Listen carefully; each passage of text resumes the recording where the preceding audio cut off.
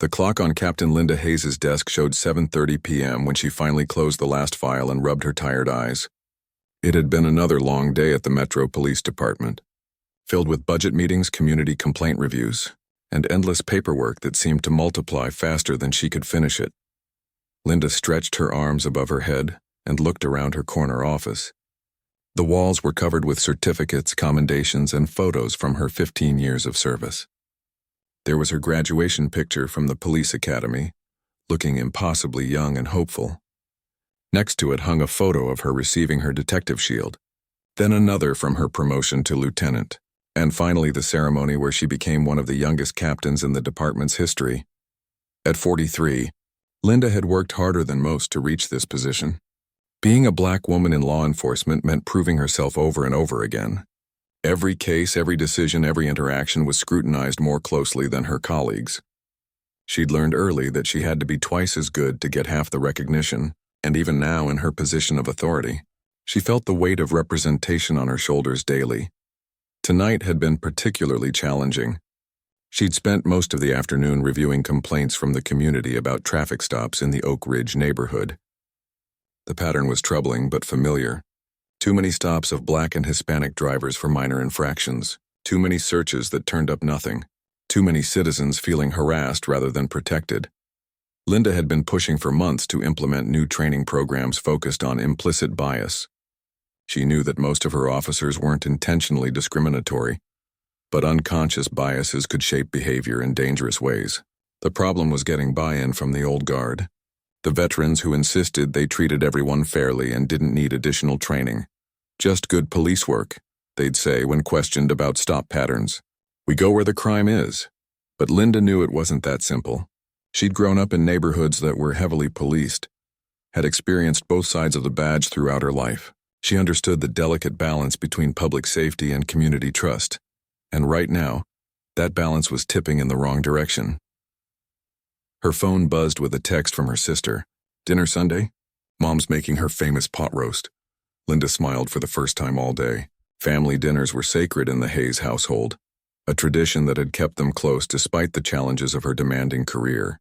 Her mother, a retired schoolteacher, still worried about her daughter's safety on the job, while her father, a mechanic, beamed with pride every time someone mentioned his daughter, the police captain. She typed back quickly. "Wouldn't miss it. Tell Mom I'll bring dessert." Linda gathered her things and headed for the parking garage.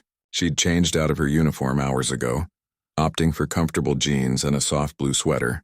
After wearing a bulletproof vest and duty belt all day, civilian clothes felt like freedom.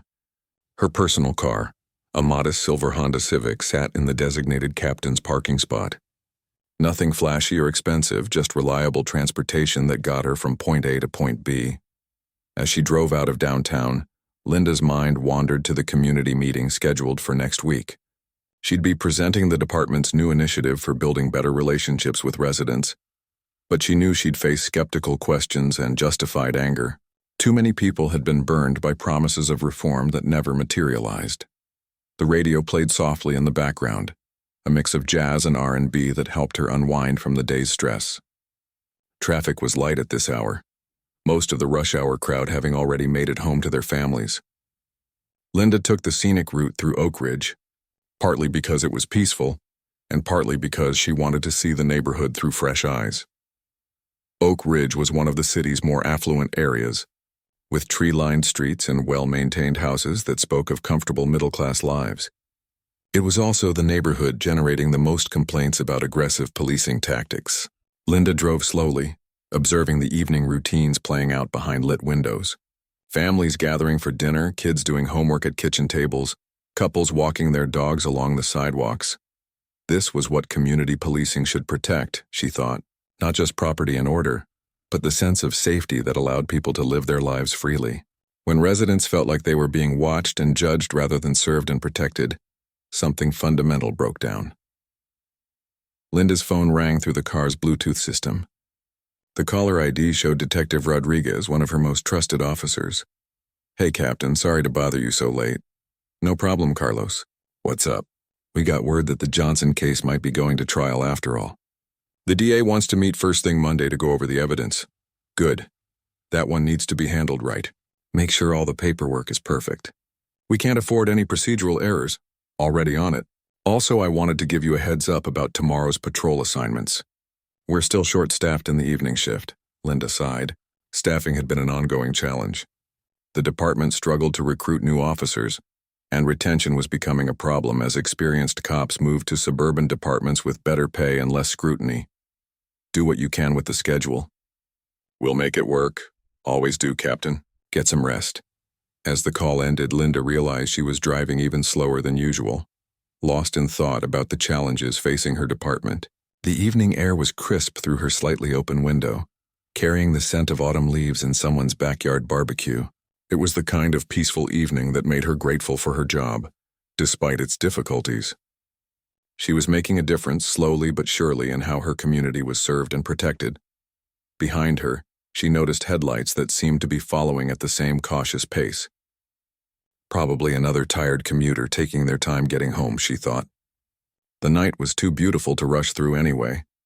Linda adjusted her rearview mirror and continued her leisurely drive through the quiet neighborhood, completely unaware that her evening was about to take a dramatic and eye-opening turn.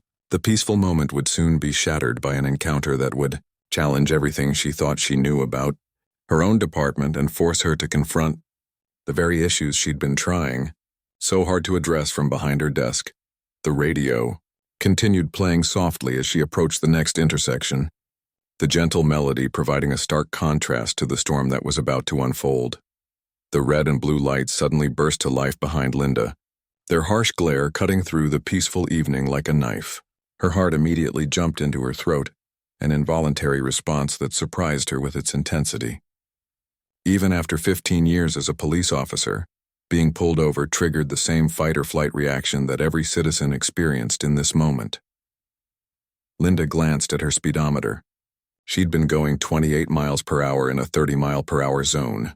She checked her phone to make sure she hadn't missed any calls from dispatch about emergencies in the area. Nothing. Her mind raced through possible reasons for the stop, but came up empty. She pulled over to the curb under a streetlight, her hands automatically moving to the steering wheel in the 10 and 2 position. Despite being law enforcement herself, Linda knew better than to make any sudden movements. She'd seen too many routine traffic stops escalate unnecessarily when drivers reached for their registration or fumbled around their cars. The patrol car behind her sat quietly for several minutes, its lights still flashing. Linda could see the silhouette of at least 2 officers inside, probably running her license plate through their system. She wondered what they would find.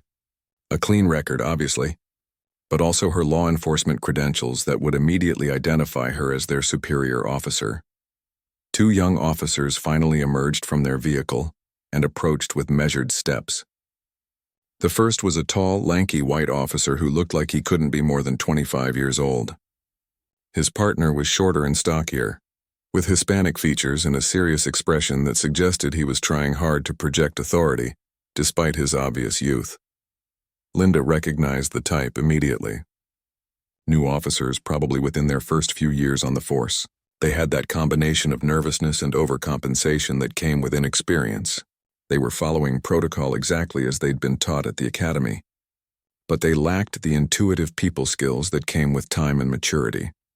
The taller officer approached her driver's side window, while his partner positioned himself slightly behind and to the right. A standard safety formation. Linda rolled down her window and kept her hands clearly visible. "Good evening, ma'am," the officer said, his voice carrying that formal politeness that police officers were trained to use. His nameplate read Williams. "I'm Officer Williams with the Metro Police Department. Do you know why I pulled you over tonight?" Linda looked up at him calmly. "I honestly don't, officer. I was driving within the speed limit and following all traffic laws as far as I know." Officer Williams exchanged a quick glance with his partner, whose nameplate identified him as Chen. There was something in that look that Linda didn't like, a kind of knowing skepticism that suggested they'd already made up their minds about her. "Well, ma'am, you were driving unusually slowly through this neighborhood," Williams continued. "Seemed like you might be casing houses or looking for something specific. This is a nice area and we've had some break-ins recently." Linda felt a cold recognition wash over her. This was exactly the type of stop she'd been reading about in community complaints. A black woman driving through an upscale neighborhood at a reasonable speed, suddenly transformed in their minds into a potential criminal casing houses. The assumption was so automatic, so ingrained that these officers probably didn't even realize they were making it. "I was just driving home," Linda said evenly. "I live about 10 minutes from here." "Uh-huh." Officer Chen spoke for the first time, his voice carrying a note of disbelief. "And where exactly do you work, ma'am?" The question hung in the air like a challenge. Linda could hear the subtext clearly. What reason would someone like you have to be in a neighborhood like this? She realized with stunning clarity that she was experiencing firsthand the very problem she'd been trying to solve from her office. "I work downtown," she answered truthfully, without elaborating. "Doing what kind of work?" Williams pressed. Linda paused. This was the moment she could end the entire interaction simply by identifying herself. She could show her badge, watch their faces change, and drive away with apologies ringing in her ears. But something made her hesitate.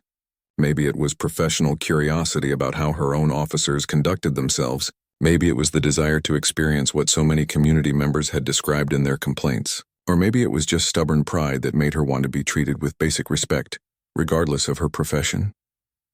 "I work in government," she said simply. The two officers exchanged another look, this one more pointed. Linda could almost read their thoughts. Evasive answers, driving slowly through a wealthy neighborhood, claiming to work in government without specifics. In their minds, the pieces were fitting together to form a picture of suspicious activity. "Ma'am, I'm going to need to see your license and registration," Williams said, his tone becoming more official. "Of course," Linda replied. "My license is in my purse and the registration is in the glove compartment." "I'm going to reach for my purse first, okay?"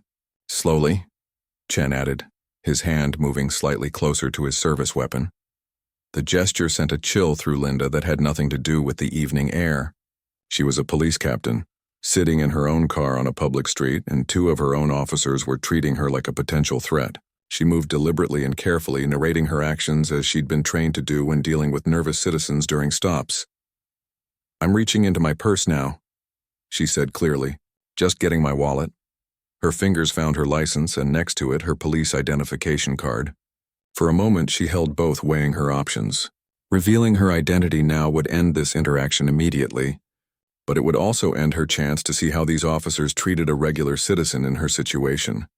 She handed over only her driver's license. Williams took it and walked back to his patrol car, while Chen remained positioned near her vehicle. The minutes stretched out awkwardly.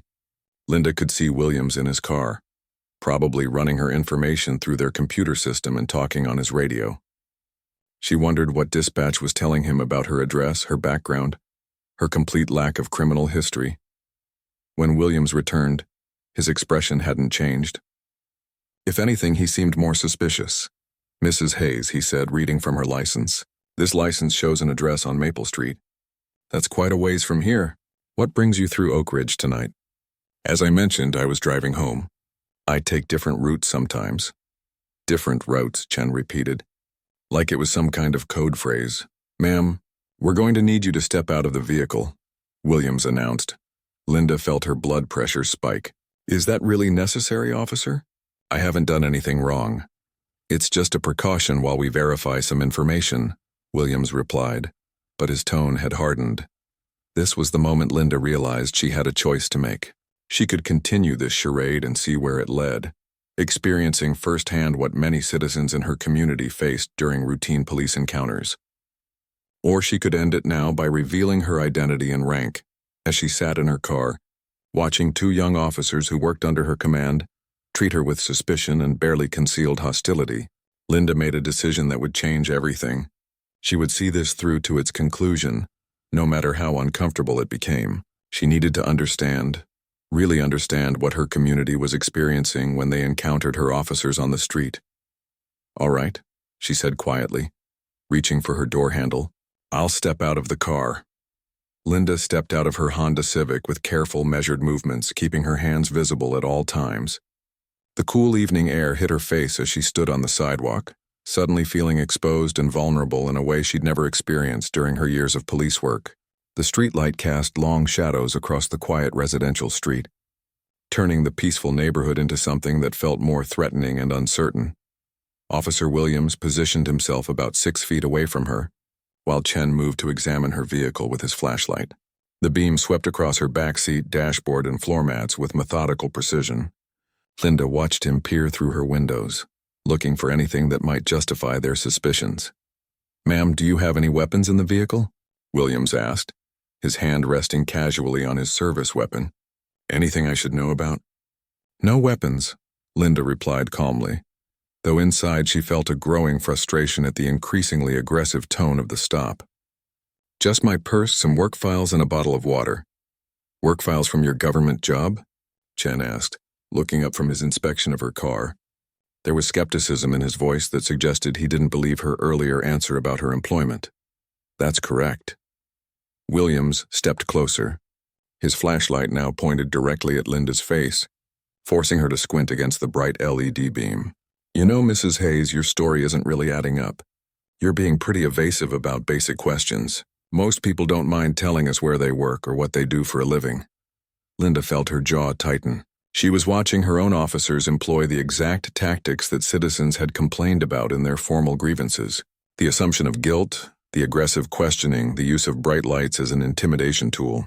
She'd read about these techniques in complaint after complaint, but experiencing them firsthand was entirely different. "I've answered your questions truthfully, officer," she said, maintaining her professional composure despite the rising anger in her chest.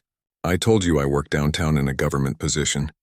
I was driving home, staying within the speed limit, breaking no laws. Driving suspiciously slow," Chen corrected from beside her car. "In a neighborhood where you don't belong." The phrase hit Linda like a physical blow. "Don't belong?" she repeated, her voice rising slightly for the first time. "Look, ma'am," Williams said, stepping even closer and lowering his voice to what Linda recognized as his attempt at a reasonable tone. "We're just trying to keep this community safe. There have been break-ins, car thefts, people checking out houses to rob later. You were driving slowly, looking around in an area where crime has been up. We're just doing our job."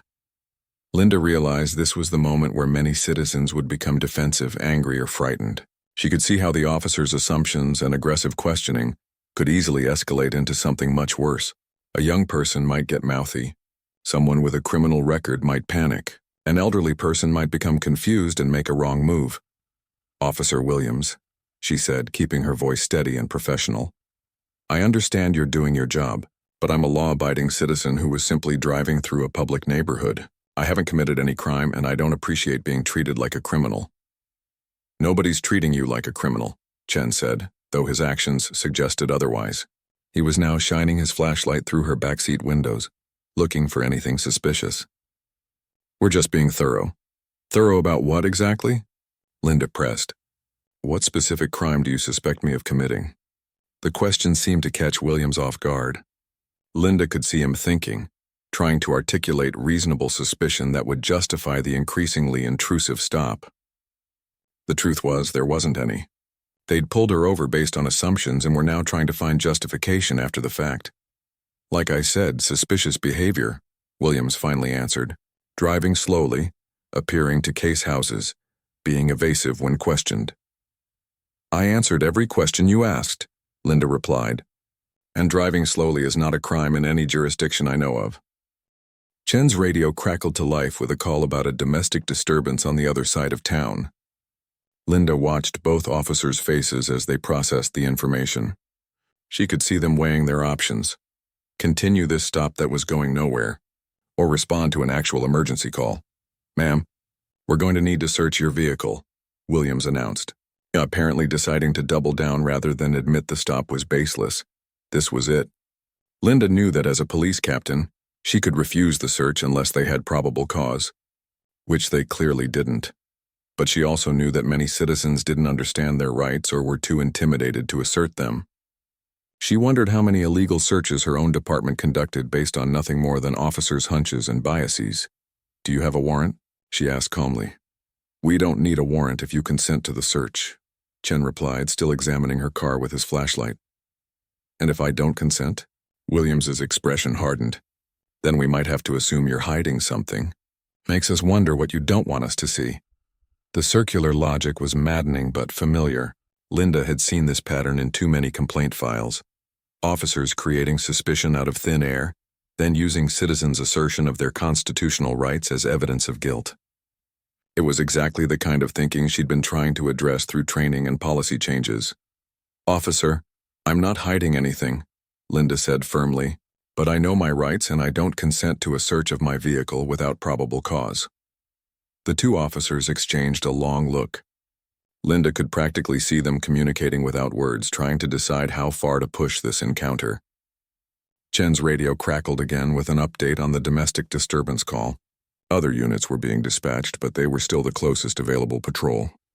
"Step over here, ma'am," Williams instructed, pointing to a spot near the front of her car, away from the vehicle. Linda complied, moving to where he indicated while keeping her hands visible. She was now standing directly under the streetlight, feeling completely exposed to anyone who might be watching from the nearby houses. She wondered what the neighbors thought, seeing a middle-aged black woman being detained by police on their quiet street. "Now, Mrs. Hayes," Williams continued, "we've had several break-ins in this area recently, houses being cased during evening hours, people driving slowly through neighborhoods they don't live in, checking out which houses might be empty.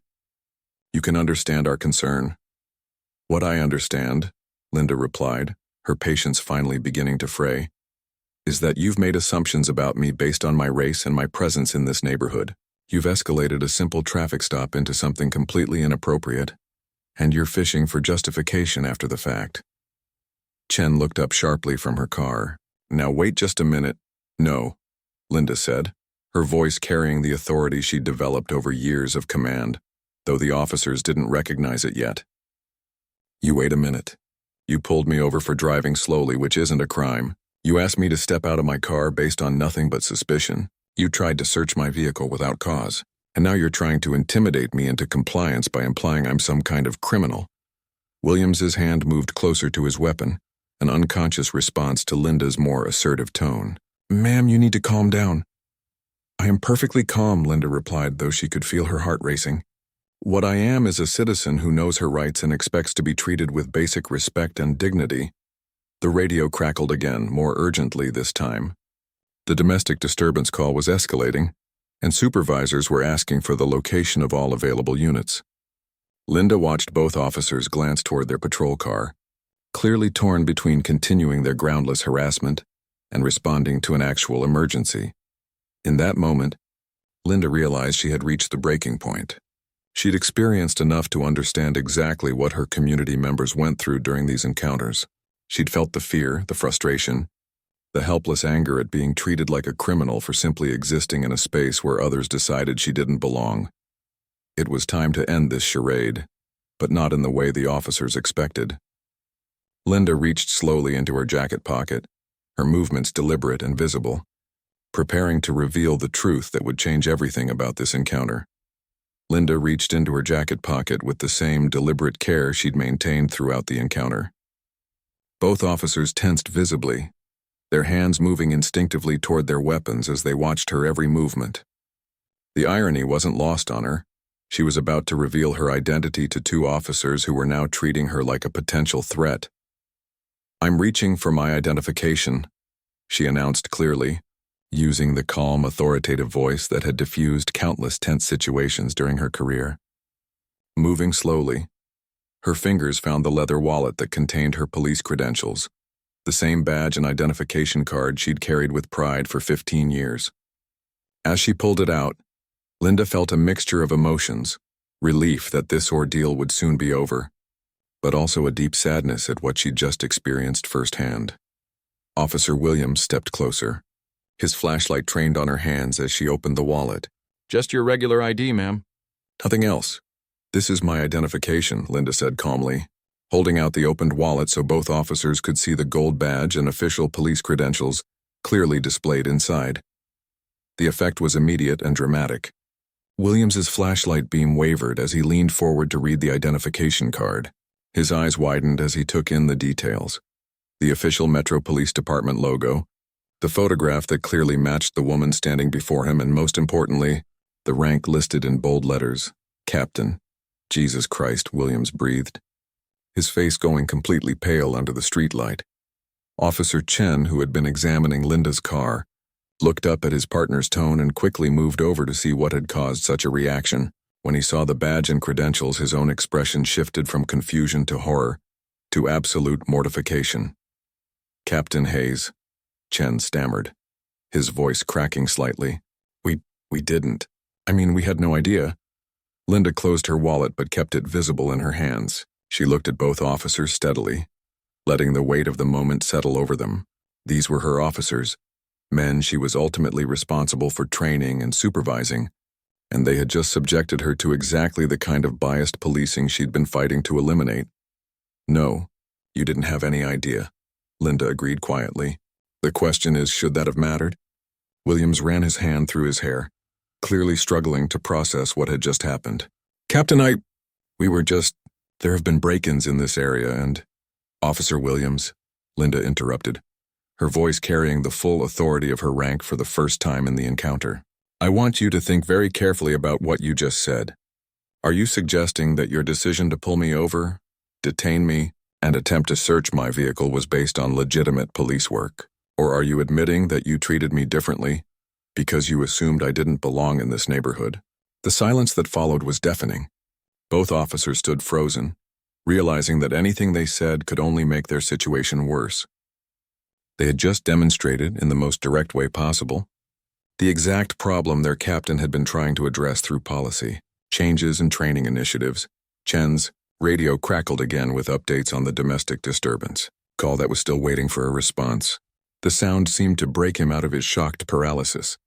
"Captain, we should respond to that domestic call," he said desperately, grasping for any way out of the conversation. "Yes, you should," Linda agreed. "But first I want you both to understand something. What just happened here wasn't an accident or a misunderstanding. You made assumptions about me based on my race and my presence in this neighborhood. You escalated a simple traffic stop into an intimidating detention without any legal justification. And you did it all while believing you were just doing good police work." Williams finally found his voice, though it came out as barely more than a whisper. "Captain, we're sorry. If we had known—" "That's exactly the point," Linda cut him off sharply. "If you had known I was a police captain, you would have treated me with respect. But every citizen deserves to be treated with respect, regardless of their profession or their race or whether they belong in a particular neighborhood." She took a step closer to both officers, her presence suddenly commanding in a way that neither Williams nor Chen had recognized during the stop. This was the woman who had earned her rank through years of excellent police work, who commanded the respect of detectives and patrol officers throughout the department, and who was known for her fair but demanding leadership style. "I have spent months reviewing complaints from this community about exactly this type of encounter," Linda continued.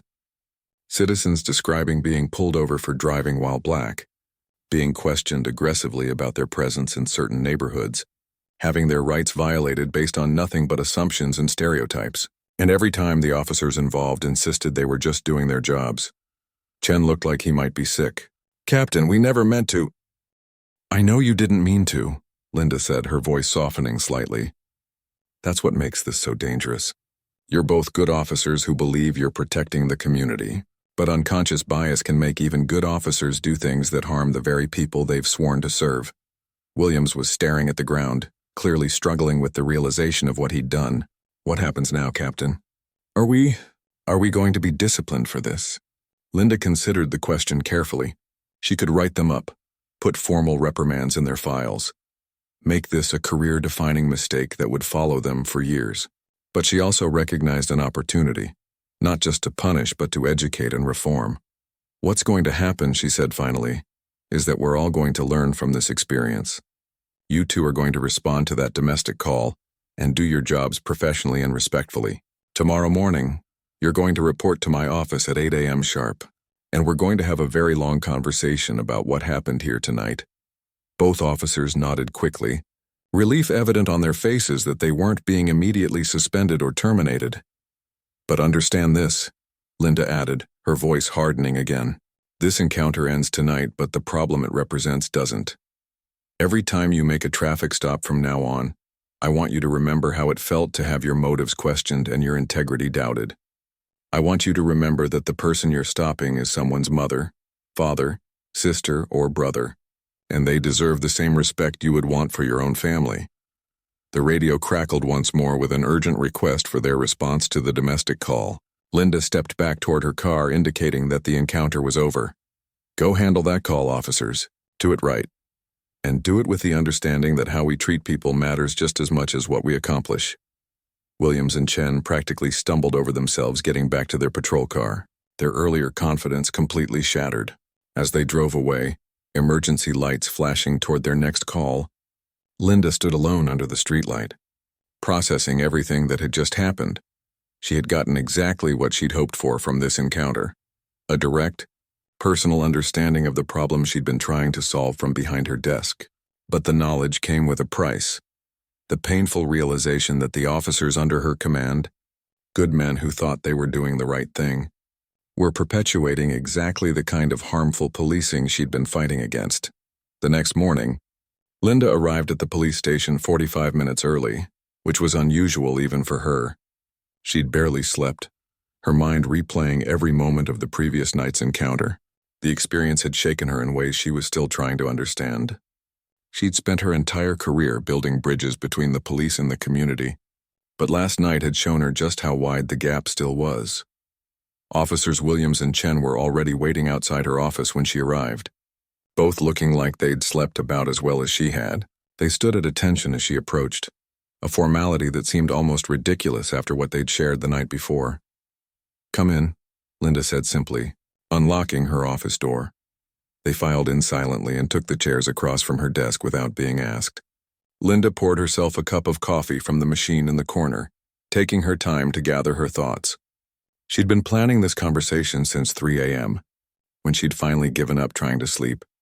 Before we begin, Linda said, settling into her chair, I want you both to know that this conversation is not being recorded, and nothing you say here will appear in your personnel files unless it relates to future misconduct. What happened last night was a learning opportunity, not just for you, but for our entire department. Both officers visibly relaxed slightly, though they remained alert and uncomfortable. Now, Linda continued, I want you to walk me through the stop from your perspective. Officer Williams, start from the beginning. What made you decide to pull me over? Williams shifted in his chair, clearly struggling with how to explain his actions.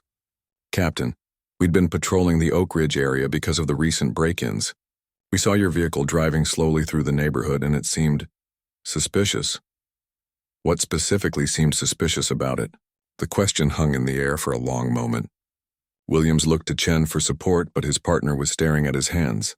I guess it was the combination of things, Williams finally said. The slow driving, the time of evening, the fact that you seemed to be looking around at houses. And what assumptions did you make about me personally? Another long pause. Linda could see Williams wrestling with how to answer honestly without incriminating himself further. We assumed you didn't live in the neighborhood, Chen spoke up quietly. The demographics of Oak Ridge are mostly, well, it's mostly white and affluent, and you're black, Linda finished for him. You can say it, Officer Chen. You saw a black woman driving through a white neighborhood and assumed I was up to no good. Chen nodded miserably. Yes, ma'am. That's exactly what we did. Linda leaned back in her chair, studying both officers. They were young, probably well-meaning, and clearly horrified by what they'd done.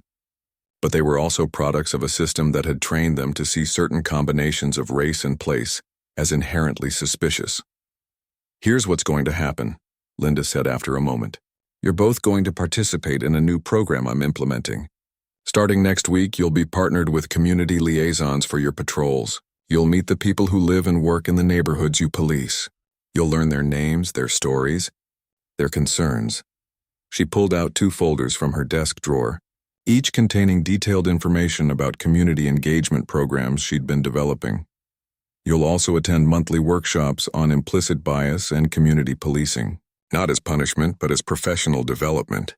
Because what happened last night tells me that you both need to understand how your unconscious assumptions affect your policing. Williams looked up hopefully. Does this mean we're not being suspended? This means you're being given a chance to become better officers, Linda replied. But understand that this is your one chance. If I ever hear of either of you conducting a stop the way you did last night, making assumptions based on race, escalating without cause, violating citizens' rights, you'll be looking for new careers. Both officers nodded seriously. "There's one more thing," Linda continued.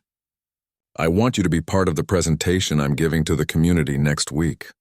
I want you to tell them about last night. About what you did wrong, what you learned, and how you're going to do better." Chen's eyes widened. "Captain, you want us to admit to the community that we racially profiled you? I want you to admit that you made mistakes and that you're committed to doing better. The community deserves to know that we're serious about reform, not just talking about it." Over the next hour, Linda outlined her vision for a transformed approach to community policing. She talked about building relationships before problems occurred, about seeing patrol work as community service rather than law enforcement, about the importance of trust and mutual respect. "The thing is," Linda said as the meeting wound down, "last night could have gone very differently. If I had been a regular citizen, if I hadn't known my rights, if I had gotten angry or defensive, this could have escalated into something much worse. We've all seen how these encounters can spiral out of control." She stood up and walked to the window overlooking the parking lot, where officers were beginning their shifts. "I became a police officer because I wanted to protect people, to serve my community, to make a difference. But protection and service mean different things to different people. To someone who's never been unfairly targeted by police, our presence feels like safety. To someone who has been harassed or profiled, our presence can feel like a threat." Linda turned back to face the two officers. "Your job, our job, is to make sure that everyone in our community feels protected and served, regardless of their race, their economic status, or which neighborhood they happen to be in. That means checking our assumptions, questioning our instincts, and always remembering that the badge comes with both power and responsibility." Later that day, Linda called an all-hands meeting for the entire department.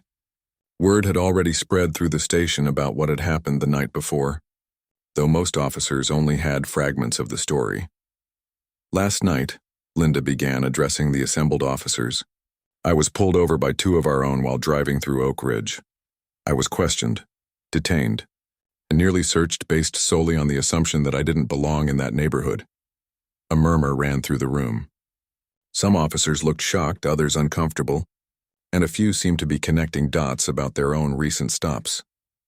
"This incident has shown me that, despite our best efforts, we still have serious problems with implicit bias in our policing. Starting immediately, we're implementing new training programs, community engagement initiatives, and accountability measures."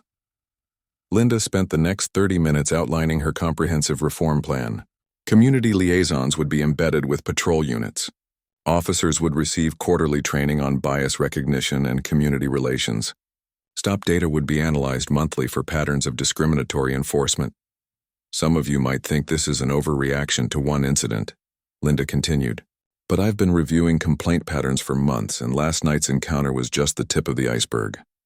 We have a trust problem with our community, and it starts with how we conduct routine interactions." After the meeting, Detective Rodriguez approached Linda's office. "Captain, can I speak freely?" "Always, Carlos. What you did last night, experiencing that stop from the other side, that took guts. And what you're doing now, using it to drive real change instead of just disciplining those officers, that's leadership." Linda nodded thoughtfully. "You know what the hardest part was, Carlos? Realizing that Williams and Chen aren't bad officers. They're actually good cops who were doing what they thought was right. But good intentions don't excuse the impact of our actions on the community." 3 weeks later, Linda stood before a packed community meeting at the Oak Ridge Community Center. Citizens filled every seat, many of them skeptical about yet another promise of police reform.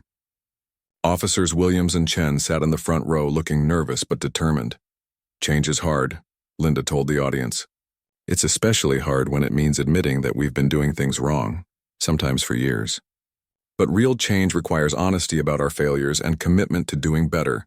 She gestured to Williams and Chen. 3 weeks ago, these officers pulled me over based on assumptions about my race and my right to be in this neighborhood. They treated me with suspicion and hostility, without any legal justification for their actions. They did this not because they're bad people, but because they had unconscious biases that affected their judgment. The room was silent, hanging on every word. Today, those same officers are part of our new community engagement program. They're learning your names, your stories, your concerns.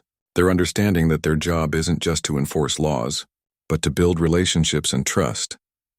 Linda looked out at the diverse crowd, Black families who had lived in Oak Ridge for generations, white professionals who had moved in more recently, Hispanic families who ran local businesses, elderly residents who remembered when the neighborhood was very different. "We're not asking you to trust us based on our promises," she continued. "We're asking you to judge us by our actions starting today. Real community policing means we're accountable to you, not just to our supervisors downtown." After the meeting, an elderly Black woman approached Linda. She was Mrs. Patterson, whose grandson had been stopped 3 times in the past year while visiting her house. "Captain Hayes," Mrs. Patterson said, "I've heard a lot of promises from police over the years. What makes this time different?" Linda thought about her answer carefully. "What makes it different, Mrs. Patterson, is that I finally understand what your grandson experienced during those stops. I felt the fear, the frustration, the sense of being judged guilty until proven innocent. And once you understand that feeling, you can't unknow it. It changes how you see everything." 6 months later, citizen complaints about traffic stops in Oak Ridge had dropped by 70%. Officers Williams and Chen had become advocates for the community engagement program, training new officers on the importance of building relationships and checking biases. Linda's reforms had spread to other districts throughout the department, but perhaps most importantly, the conversation had changed. Officers were talking openly about bias and its effects. Community members were engaging with police as partners rather than adversaries. And trust, slowly but steadily, was being rebuilt one interaction at a time. Linda still drove through Oak Ridge on her way home, but now she often saw Officers Williams and Chen chatting with residents, playing basketball with kids, and treating every person they encountered with the dignity and respect that everyone deserved. The transformation hadn't happened overnight, but it was real, lasting, and built on the foundation of one uncomfortable truth. Sometimes the most powerful way to create change is to experience the problem from the other side.